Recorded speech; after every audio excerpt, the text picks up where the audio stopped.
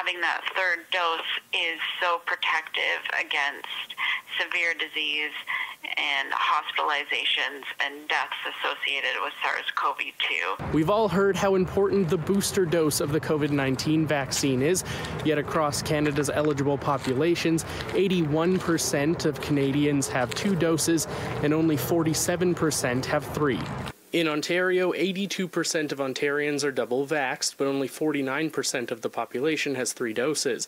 In BC, 85% have 2 doses, while only 53% have received their 3rd dose. And in Manitoba, 78.2% of eligible Manitobans are double dosed, with only 41% getting a 3rd so far. It's important that we are flexible in our understanding of what fully vaccinated means in this dynamic time of the change of your immune memory and the changing of the virus. Virologist Alison Kelvin says before 3rd doses, it was thought that 2 doses was the path to full immunity, which is why the term fully vaccinated became associated with 2 shots.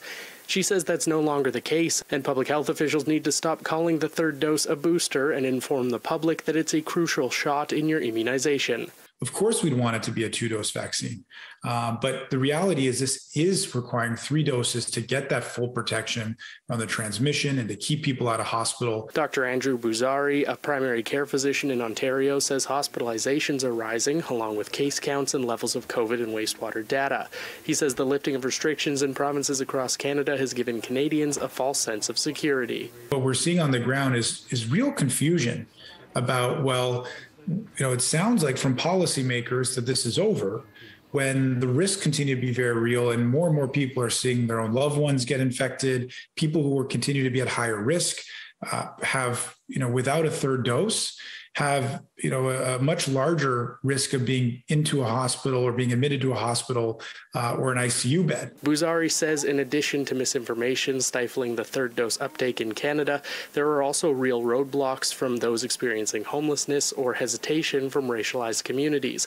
He says the pandemic has unearthed barriers that have always been in place, and the time is now to recognize them, eliminate them, and work to getting more Canadians and the rest of the world fully vaccinated. In Winnipeg, Mike Albanese, City News.